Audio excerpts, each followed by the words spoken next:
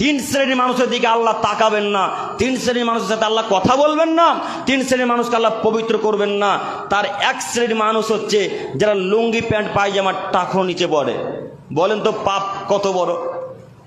এত দয়ার অধিকারী, এত ক্ষমার অধিকারী, এত দয়া তার, এত ক্ষমা তার, তারপরও যারা প্যান্ট লুঙ্গি পায়জামার টাকনো নিচে পড়ে তাদেরকে আল্লাহ ক্ষমা করবেন না। হাদিস তো বুখারী মুসলিম। বলেন কত তার দয়া, তারপরে ওই লোকটাকে ক্ষমা করবেন? তাহলে সে কত বড় পাপী, তাহলে সে কত বড় পাপী।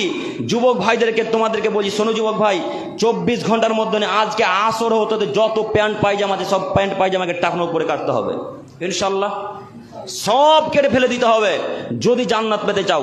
শোনো তোমাকে আমি আরো বলি, আল্লাহর দয়া অনেক বেশি। প্যান্ট কাটার পর আল্লাহকে বলো, আল্লাহ ভুল বুঝে এতদিন প্যান্ট পরেছি এইভাবে, আল্লাহ ক্ষমা করো, আল্লাহ ক্ষমা করো, আল্লাহ সঙ্গে সঙ্গে ক্ষমা করে দেবেন ইনশাআল্লাহ।